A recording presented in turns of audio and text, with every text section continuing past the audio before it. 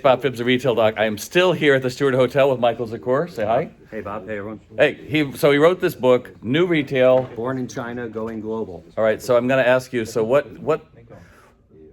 well, first off, we want you to buy the book, right? We obviously buy the darn book, wherever you want to buy it. It's fine with him.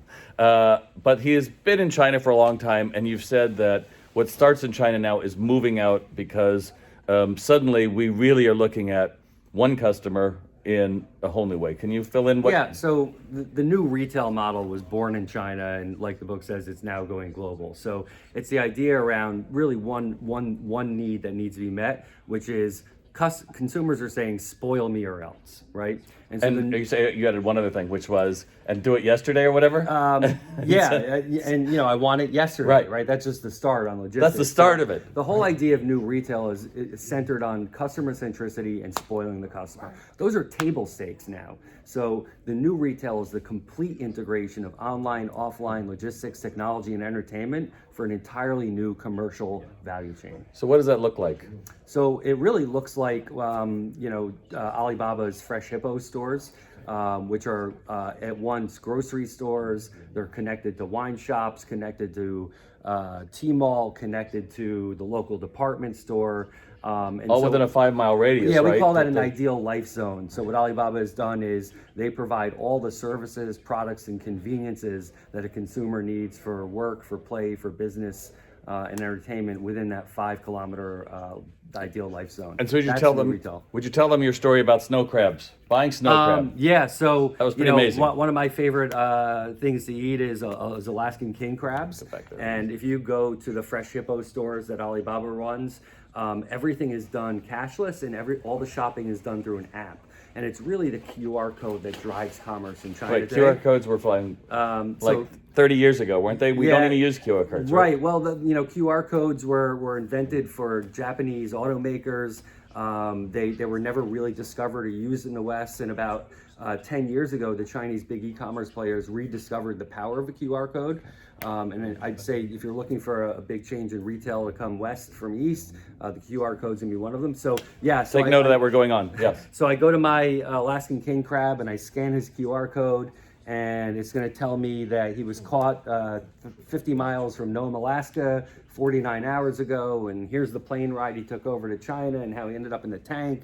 And I swipe left, and it's going to tell me what all the great side dishes are that go with it. And I swipe left, and it tells me I should be drinking this wine and beer with it. And I swipe left, and I can tell them I want to eat it now in the store, or I want it delivered later this afternoon or on Friday for a dinner party. It's app-based, cashless QR code commerce. But now, if we were in a store, so just think of how much information he just digested.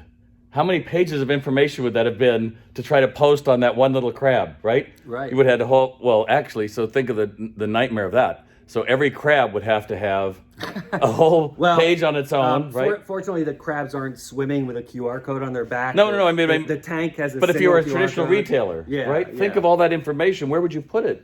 You would have had a book to try to tell them. That's right, and it's all right there, a QR code to the screen. And you get all that as much as you want to get. As much as or as little. But if you don't want it, just give me the stuff today. That's it. That's right. So what are any other takeaways you would see? So it sounds great if we could just throw out everything we're doing and make our business into China. But as you said, there's not only cultural, but there's also technological differences there. So if there was like one thing somebody should be thinking about, is it I need to jettison my POS? Is it I need to get snow crabs? I mean, what is it going to be? I think the one takeaway is to really live, breathe, and implement unified commerce. To not think about the terms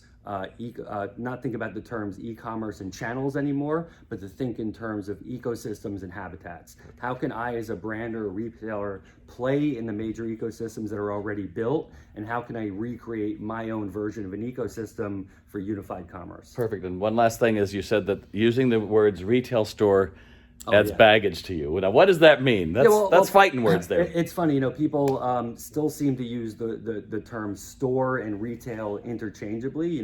This idea that there's a retail apocalypse is ridiculous. Wait, did you hear that? Retail apocalypse, right? Okay. Yeah, we're in the midst of a retail renaissance. There are more ways to buy, sell, move, and market products than there have ever been before. So are a lot of stores closing? Yes, but almost as many stores are opening as closing. The idea is it's a physical environment now. The term store carries a lot of baggage. It's the place where you used to have to draw people to for a transaction. In the new retail world, it's all about bringing the product, the experience, and the messaging to the consumer. Wherever they so are. You're going to them. Perfect. And so where do we find your book again? What's the name of it You again? can go and find it on Amazon. It's called The New Retail, Born in China, Going Global. And your last name, your name, My author name's- name? I'm Michael Zakkour. Just making sure. And what's your website? Where if they find more about you? That's it. They can find me on LinkedIn. Perfect. Thanks again. You bet.